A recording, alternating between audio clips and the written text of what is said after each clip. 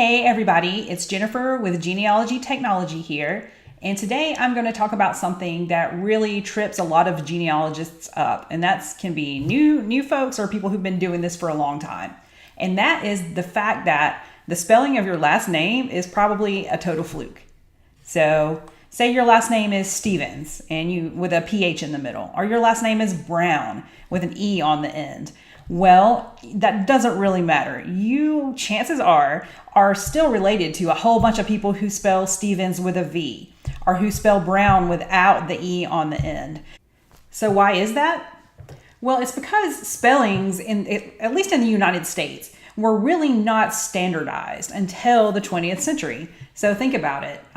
Like, for example, off the top of my head, to get on an airplane, your name on your boarding pass has to be the same as on your identification, or they're going to give you all kinds of trouble. Your social security card, that has to be spelled correctly.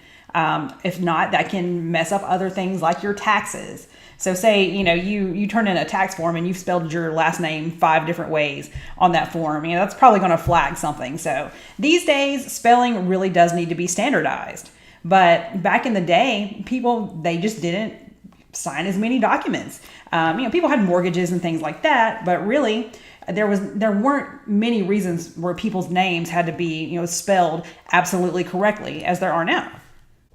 All right, so let me give you a little example. Picture it. It's South Carolina, 1845. We have 2 brothers who have immigrated from Ireland. Their names are Jacob and Jedediah Cohen. They spell their last name Cowen, Cowen. But they're a couple of illiterate farmer guys. Also, they hate each other. So they decide, hey, I can't share the state of South Carolina with you. We're moving. So Jacob, he moved to Georgia. In 1850, the census taker comes around and knocks on Jacob's door, says, hey dude, what's your name? And Jacob says, my name is Jacob Cowen, but he says it in his Irish accent that I'm not going to try to imitate. And so the census taker hears Cohen, Cohen, and that's what he writes down. Jebediah, he has moved to, let's say, Tennessee. Same thing, census taker comes around, knocks on the door, asks Jebediah what his name is. But this census taker, he's really maybe not the best speller there is anyway. So he spells the name Coan. And you guys, I'm not kidding. This is a true story from my family. There were no Jebediah and Jacob. They didn't hate each other. But that last name Cowen, spelled in those many different ways, that's an absolutely true story. So think about how easily the spelling of those names changed. These 2 dudes, Jacob and Jebediah, they share the same father, but the spelling of their name is already wildly different.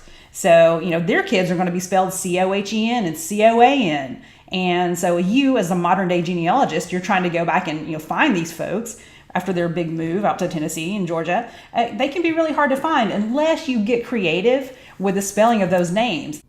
So you don't want to discount evidence based on the spelling of a last name, especially if everything else points this to being your ancestor. So to quickly recap, here are a few reasons why you shouldn't really get super attached to the spelling of your last name and think that you are only related to Browns with an E through the beginning of time. First, spelling was not standardized until relatively recently. Remember, some people were illiterate back in the day, or they just didn't write their names much. There just weren't as many reasons to write your name or to sign things back in the day. Also, other people wrote your ancestors' names. So these could have been census takers and county clerks, and they may have had a different idea about spelling than your ancestor did. Also, people are human. Sometimes people simply, they mishear or they misspell. Also, people have hilarious misunderstandings. A native English-speaking census taker may have a hard time understanding and spelling a last name that he's very unfamiliar with. So maybe he, sticks a bunch of extra Z's in there or something like that. You just don't know. So long story short, moral of the story is do not get attached to the spelling of your last name. Definitely keep an open mind. And if you're really having trouble, think about accents, think about alternate spellings, just think about different mistakes that people could have made with the spelling of that last name. Oh, and bonus tip, the same goes for first names. Say you're finding all these records about someone named Mary, and all of a sudden everything points to her except for that it says her name is Martha.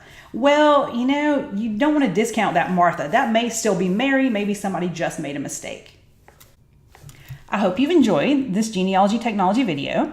I have put some more info in the notes below this video, so be sure to scroll down there and check those out.